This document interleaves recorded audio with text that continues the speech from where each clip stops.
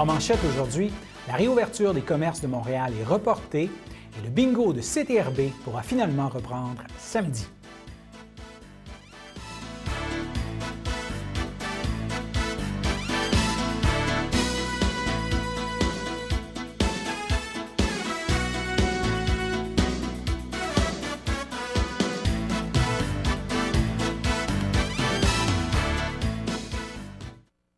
Alors bonjour mesdames, messieurs, mon nom est François Robert et bienvenue à votre bulletin d'information régionale du lundi 4 mai. Alors on débute avec la COVID-19 et le déconfinement progressif. Le premier ministre du Québec, François Legault, a dit aujourd'hui dans un point de presse qu'il maintenait la décision de permettre l'ouverture des commerces ayant une porte donnant sur l'extérieur à compter d'aujourd'hui, à l'exception de la grande région de Montréal, car il y a de la marge de manœuvre au niveau des lits dans les hôpitaux à l'extérieur de Montréal.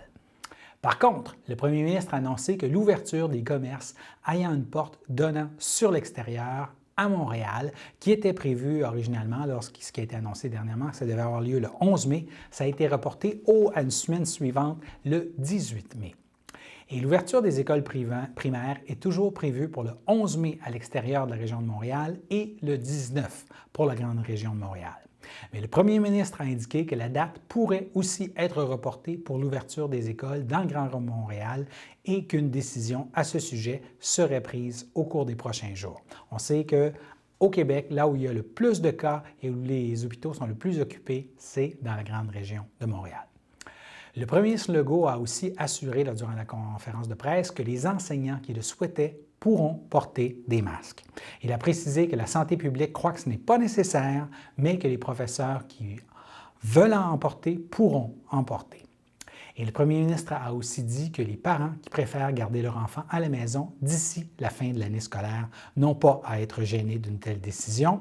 Il a par contre précisé que dans la situation actuelle, il aurait été à l'aise d'envoyer ses enfants s'ils étaient encore d'âge à fréquenter le primaire et que c'est notamment pourquoi il a décidé d'ouvrir les écoles dans les prochaines semaines.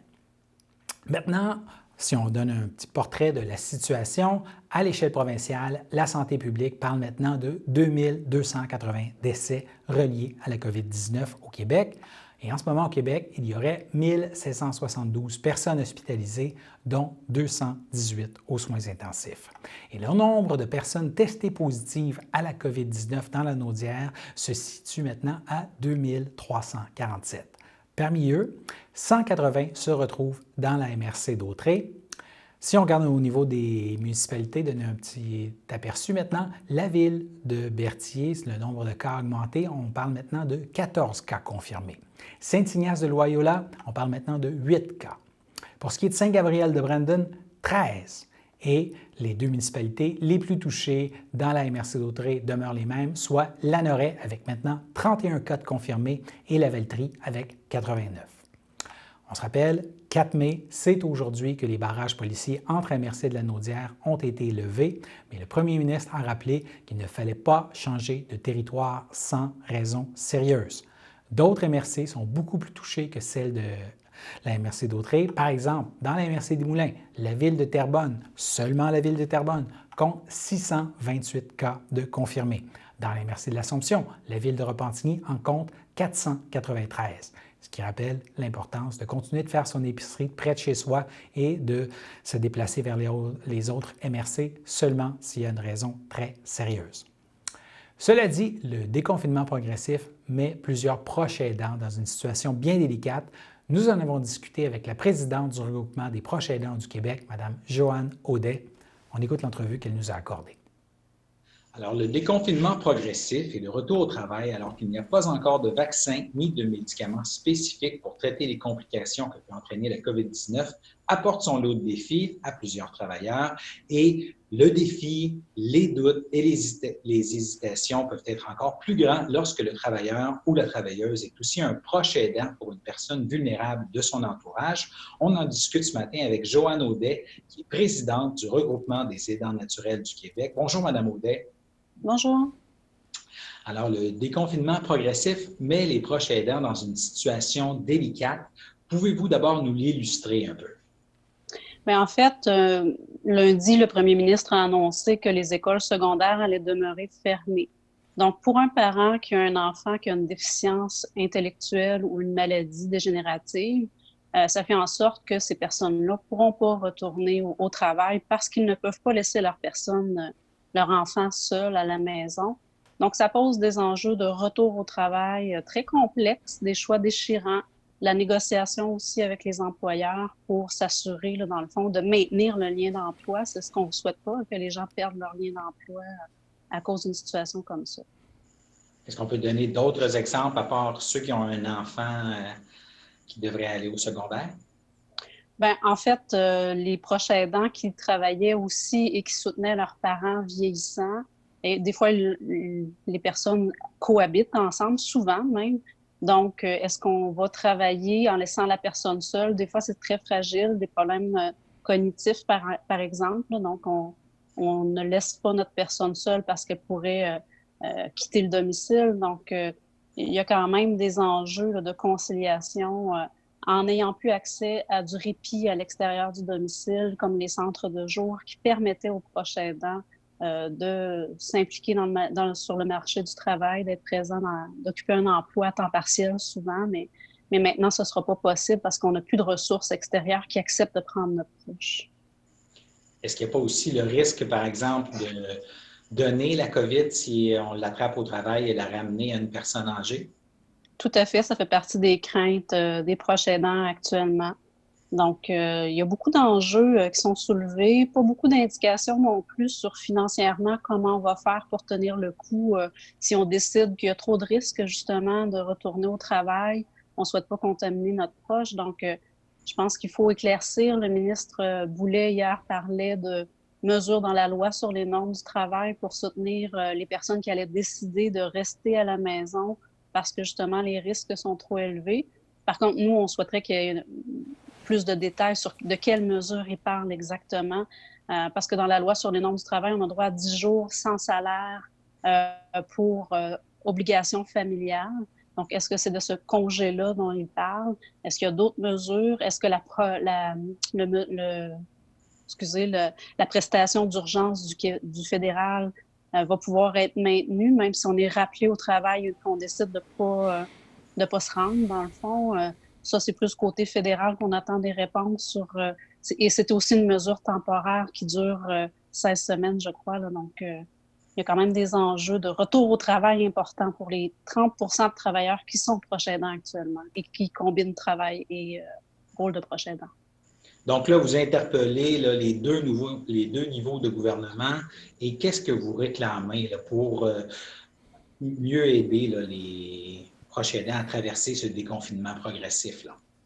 Mais étant donné que le gouvernement provincial a donné le choix aux gens de demeurer à la maison ou de retourner au travail, donc on s'attend à ce que quand même les mesures soient clairement énoncées. Qu'est-ce qu'on peut faire dans cette situation-là? Ça touche de nombreuses personnes au Québec et qu'il y ait du soutien financier de la prestation d'urgence soit maintenu et même prolongé jusqu'à un certain niveau là, parce que on peut aller jusqu'en octobre avec cette prestation-là. Mais qu'est-ce qui arrive par la suite? Comment les gens vont se débrouiller?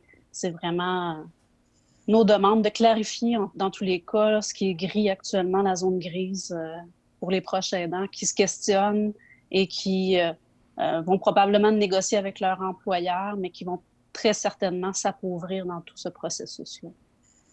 D'autres choses que vous voulez ajouter?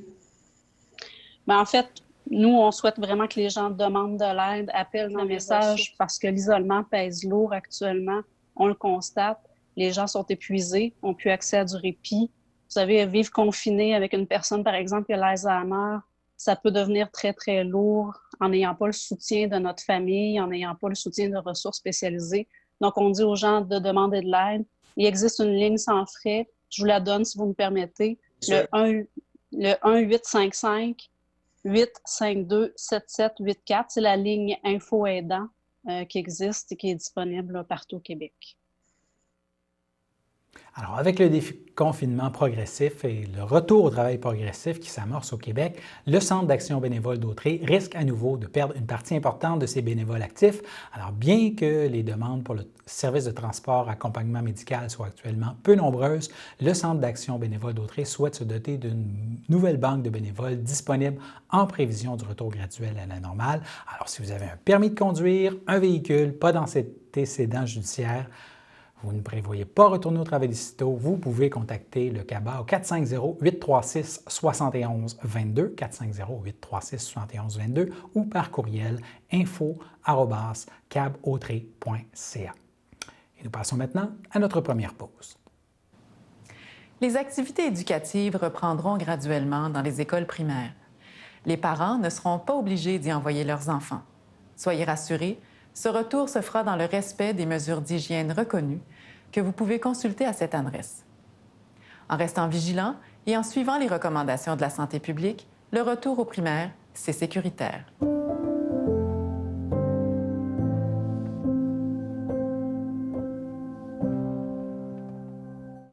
La table régionale des organismes communautaires autonomes de la Naudière, la Troquelle, désire remercier les travailleurs, les travailleuses et les bénévoles qui sont tous solidaires pendant ce temps de pandémie. Des gestes pour se soutenir et s'entraider, des gestes de solidarité, on en a vu plusieurs. Les travailleurs, travailleuses s'impliquent bénévolement dans d'autres organismes pour apporter du renfort puis venir aider davantage. Il y a du soutien technologique qui est réalisé à distance avec les membres, avec les outils numériques et les réseaux sociaux. Il y a aussi des appels ou des visites de bienveillance qui sont faites auprès des membres plus vulnérables pour s'assurer de briser l'isolement. On voit aussi des initiatives comme des déjeuners-causeries par visioconférence, des courriels du cœur qui ont été mis en place afin que les aidants puissent s'exprimer sur leur réalité. L'action communautaire autonome pour un monde qui nous ressemble.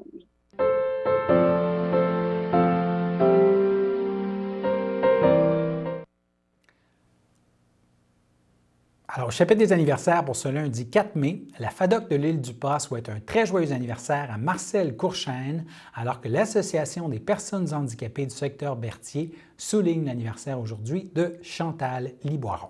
Alors, c'était les anniversaires pour ce lundi.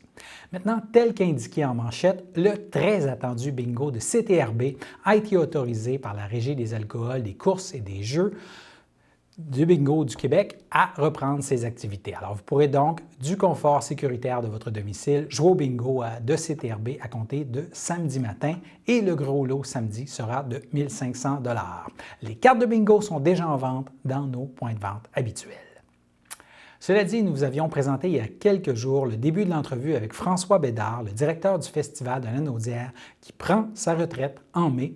L'entrevue a été enregistrée avant que l'annulation de l'édition 2020 soit confirmée. Mais dans cette dernière partie de l'entrevue qu'il nous a accordée, il aborde notamment comment il voit l'avenir du festival dans les prochaines années. On écoute l'entrevue. On parle du passé. Vous allez quitter, on vient de le dire.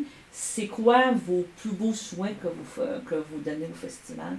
Encore pour 50 ans, vous allez être assis dans votre chaise de retraité, vous allez regarder ça, vous allez dire, ça c'est moi qui le fais, mais c'est quoi vous souhaitez au prochain directeur, au prochain... Moi, je souhaite que Renaud puisse continuer de faire croître et puis développer le festival. Donc, je souhaite au festival qu'il trouve une direction générale, un gars, une fille, peu importe, là, qui soit à la mesure des rêves artistiques et des ambitions très légitimes que le festival a de poursuivre ce travail-là.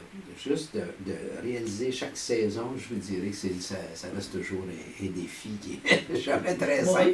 Puis d'une année à l'autre, on a eu toutes sortes d'histoires. C'était une direction artistique, un bref moment, toutes sortes de difficultés. Je veux dire, il y a eu en 2008 une chute de la bourse. Tout d'un coup, les fonds capitaux qu'on avaient fondu. Puis, alors, c'est jamais très simple. Et puis, je soupçonne qu'il va y en avoir d'autres défis. Il y en a un cette année. Là, bon, on est en 2020, on est en mars. On n'avait pas prévu en janvier. On a 2 mètres de distance pour faire notre entrevue. Oui, on est en plein COVID-19. Voilà. C'est ça. Non, mais c'est ça. Donc, autrement dit, vous laissez Disons vous laissez un beau bébé, puis on pense que ça va continuer. Vous espérez pour... Mais disons que ma vie au festival n'aura pas été un long fleuve tranquille. C'est ça, exactement. Donc, vous quittez après la saison, à partir du mois d'août, du mois de septembre? En principe, ce que j'ai proposé, puis ma réflexion là-dessus, puis je suis vraiment quelqu'un qui adore le festival, qui souhaite le mieux au festival, c'est qu'on trouve mon successeur ou ma successeur juste avant la saison. De façon à ce qu'il y a un moment charnière dans la vie de l'organisation, puis c'est mon expérience qui m'amène à penser comme ça.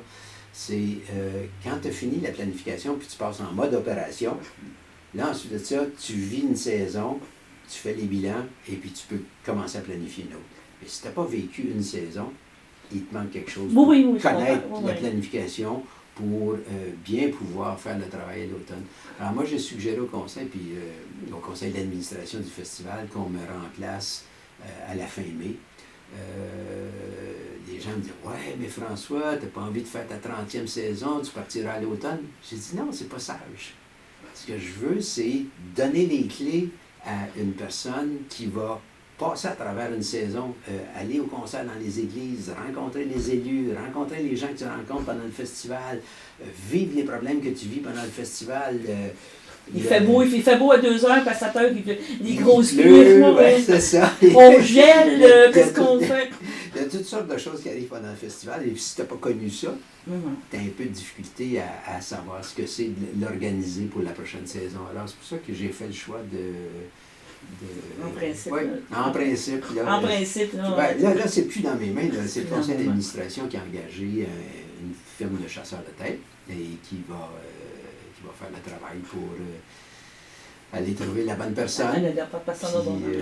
J'accompagnerai, par contre, j'ai promis au conseil d'administration que j'allais accompagner cette personne-là le temps qu'il faudra, pour faire les choses correctement. Je ne m'en vais pas pour un autre job, donc je ne quitte pas et puis je reste auto. Et vous vous doutez bien, ça c'est peut-être la dernière chose, qu'avoir travaillé pendant une année complète à ce beau projet qu'on allait dévoiler en avril, on va peut-être retarder le dévoilement un peu. Il y a déjà quand même 7 concerts. Mais c'est ça que je n'ai pas terminé. On peut parler des concerts. Les billets sont déjà en vente pour ces magnifiques concerts. Le départ de Ken Nagano en même temps, je ne sais pas si... Les 2 derniers concerts de Ken Nagano, là, on ne s'est pas concerté. Vous n'avez pas concerté avec ça, non? Non, mais les 2 derniers concerts de Nagano, effectivement, pour moi, c'est des moments aussi que je ne voudrais pas rater ça. Donc, je vais être assis dans la salle. Si jamais le décor s'effondre, ben, je dis « Ah, mais c'est pas moi! » C'est pas moi. Mais une petite larme, oui. Oui, ça se peut. De l'émotion, oui. Mais là, amenez-moi pas sur ce terrain-là. Effectivement, quand j'ai annoncé ça à mon équipe, il y a eu beaucoup d'émotions. Oui, c'est ça. Et allez-vous revenir voir les concerts? Ah, vous dites déjà, je vais acheter mon billet de saison. Vous avez négocié déjà votre départ en disant une passe à vie. Alors, c'est pas à moi à négocier ça. Là, mais disons, c'est sûr que je vais être très présent l'été prochain, parce que c'est quand même une saison que j'ai contribué à préparer. Okay. Donc, on peut en parler quand même un petit peu. Il y a les derniers concerts de Nagano. Vous avez aussi notre fameux Yannick Nézet. 2 concerts de Yannick Nézet-Séguin avec Marc-André Hamelin pour faire les 5 concertos de Beethoven. Donc, on fait ça en 2 soirs, vendredi et dimanche. 1, 2, 3, 4, 5. Bingo, on fait tous les concertos avec Marc-André. Marc-André, c'est un marathonien. C'est effrayant. Ça va être un beau moment, ça. Et d'ailleurs, ça se vend très bien.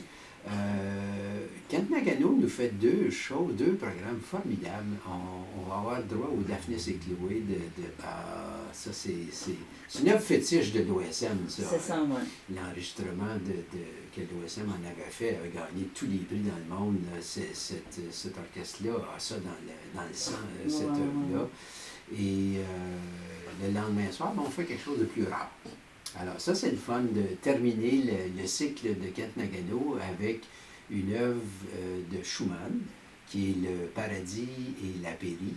C'est une œuvre extrêmement peu jouée, mais absolument magnifique. C'est une œuvre qui est compliquée à monter parce que ça prend 7 solistes, il y a beaucoup de personnages là-dedans, et puis ça prend un chœur, et puis un gros orchestre. Alors la Péri, en fait, si on prend le nom allemand, c'est Das Paradies und die Peri, qui est de Schumann. C'est une œuvre romantique, très belle, mais que les gens ne connaissent presque Pas beaucoup, c'est ça? Pas beaucoup, non. C'est ça. On n'a pas de souvenir d'avoir entendu ça à l'OSM. Et puis, quand Kent Nagano me dit « François, est-ce que les gens vont venir pour entendre ça? » Mais, Et je lui ai dit, Kent, j'ai dit, c'est tellement une belle œuvre, là. J'ai dit, oui. Et effectivement, depuis qu'on l'a annoncé, cette chose-là, ça va super bien. C'est ça, puis je pense que comme tantôt, on parlait de trouver des choses particulières qui vont faire venir les gens, parce que compte tenu de l'offre, c'est ça. Je trouve que c'est ça la signature d'un festival, c'est de faire des choses que les saisons régulières ne feraient pas. Alors, Nagano m'a avoué qu'il avait proposé ça à plusieurs reprises à l'OSM, puis que l'équipe de l'OSM n'avait pas voulu. Ben, c'est ça. Ils sont dans du répertoire peut-être plus normal des saisons. Nous, on est un festival, il faut créer des étincelles, il faut oser des choses, c'est notre rôle. Et puis, je suis certain que Palinzi aurait adoré. Ah oui. Ça aurait été là, avec sa grosse voix, là, puis il aurait dit, oui, ça va être bon. Puis, le connaissant et tout ça. Oui, donc, on invite les gens à acheter des billets. Parce que la saison commence en juillet, donc ça va être le temps. Tout le monde va vouloir ressortir, la nature, tout. Il faut être optimiste. Là. On pense bien que le moment de panique sera passé. Alors, toute l'équipe de CTRB souhaite une excellente retraite à ce grand bâtisseur lanondois et une longue vie à ce grand festival. Fait divers maintenant, les pompiers du service de sécurité incendie de la MRC d'Autrey ont été appelés à intervenir dans la nuit de samedi à dimanche sur la rue Saint-Dominique à Berthierville. Le feu a pris naissance au sous-sol d'un immeuble à logement. Il s'est limité à un local. La fumée a entraîné des dommages au sous-sol et il y a une trentaine de sapeurs-pompiers provenant de 5 casernes du service de sécurité incendie de la MRC qui ont pris part à l'intervention. L'immeuble était majoritairement évacué à leur arrivée. Il y a une personne qui a reçu le soutien des pompiers là, pour évacuer. Et il y a une personne qui a été incommodée par la fumée qui a été traitée de manière préventive par le service ambulancier.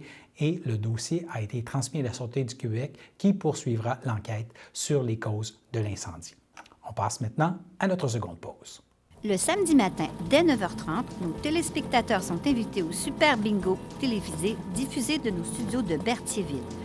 Depuis maintenant une vingtaine d'années, plusieurs adeptes de la télévision régionale se sont partagés un montant de 600 $ disponible chaque semaine lors de cette joute de bingo télévisé. Un animateur et 3 bénévoles se succèdent à la caméra dans le but de vous faire passer une petite heure agréable et payante le samedi matin.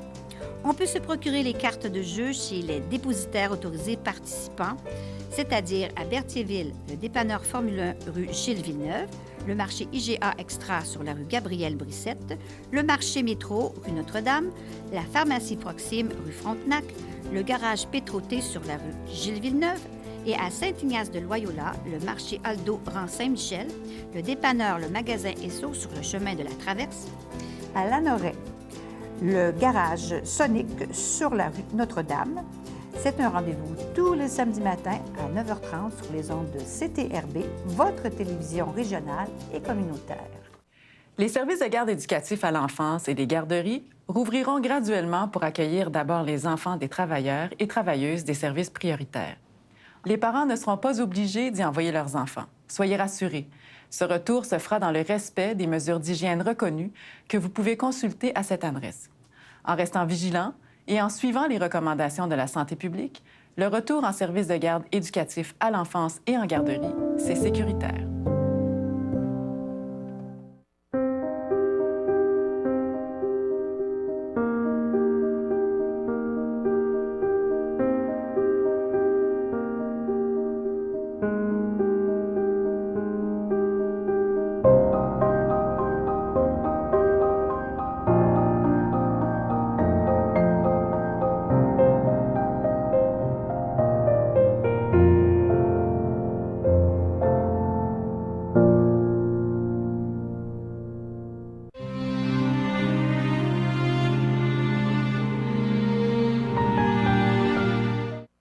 Au CHSLD des Moulins à Terrebonne, le 23 avril, à l'âge de 78 ans, est décédée Mme Claudette Caillé, épouse de feu Gaëtan Coutu, demeurant à Berthierville.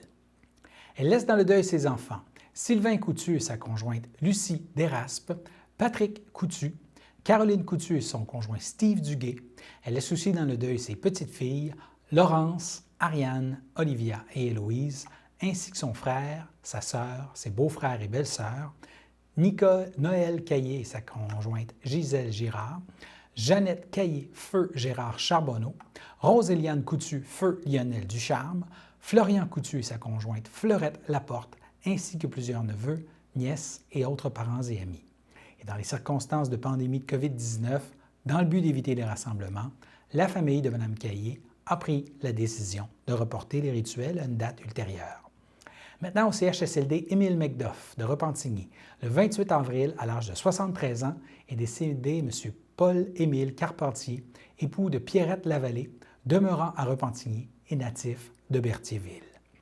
Il laisse dans le deuil, outre son épouse, ses filles, Marie-Claude Carpentier et son conjoint Francis Charette, Caroline Carpentier et son conjoint Patrice Forgette. Il laisse aussi dans le deuil ses 4 petits-enfants, Andréane, Jérémie, Annabelle et Antoine, de même que ses belles-sœurs et beaux-frères, ainsi que plusieurs neveux, nièces et autres parents et amis. Et dans les circonstances de pandémie de COVID-19, dans le but d'éviter les rassemblements, la famille de M. Carpentier a pris la décision de reporter les rituels à une date ultérieure. Maintenant, au CHUM de Montréal, le 28 avril, à l'âge de 94 ans, est décédé M. Roger Dolbec, époux de feu Claire Pelletier, demeurant à Berthierville et autrefois de Saint-Zénon. Il laisse dans le deuil ses enfants, Jocelyn Dolbec, Guy Dolbec, Francine Dolbec et son conjoint Raoul Soucy, Yvon Dolbec, Nicole Dolbec et son conjoint Alain Lambert, Jeannot Dolbec et sa conjointe Manon Lucier, Denis Dolbec et sa conjointe Francine Roy, Lynne Dolbec et son conjoint Serge Demers. Il laisse aussi dans le deuil ses petits-enfants et ses arrière-petits-enfants, son frère Gaston Dolbec et sa conjointe Yolande Lafleur, ainsi que plusieurs neveux, nièces et autres parents et amis.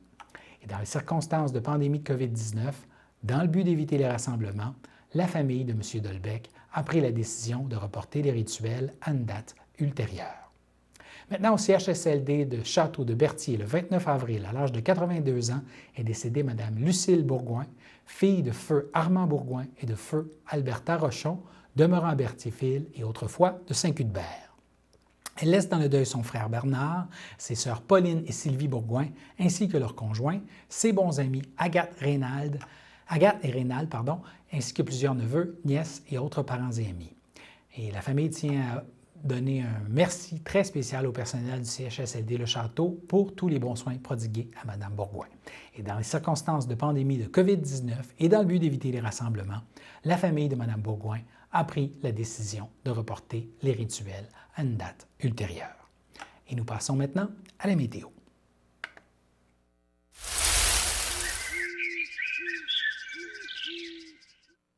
Alors pour ce lundi soir, il y a une probabilité de précipitation de 40 % avec un mercure de 7 degrés qui est prévu.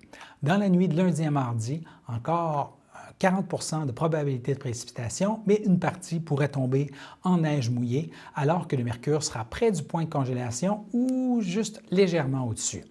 Mardi matin, le ciel sera nuageux avec un mercure de plus 4. Et mardi après-midi, ce sera plutôt nuageux avec un mercure de 10. Alors voilà, c'était vos informations sur les ondes de CTRB. Revenez-nous demain pour un nouveau bulletin d'information régionale. Merci encore une fois de continuer de nous suivre, même dans cette période où l'on doit apprendre à composer avec une bonne dose d'incertitude. Excellente fin de journée à tous et à demain.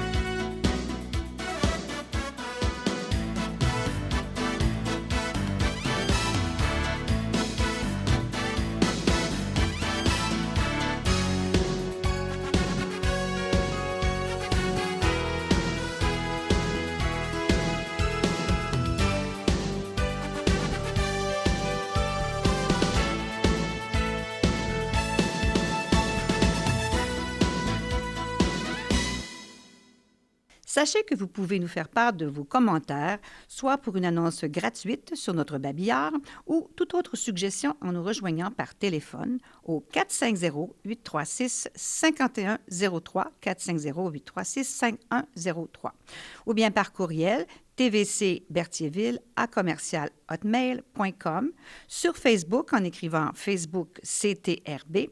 Et surtout, n'hésitez pas à visiter notre chaîne YouTube afin d'y retrouver une grande partie de notre programmation sur YouTube CTRB. Les émissions sont classées par catégorie, vous permettant de chercher moins longtemps.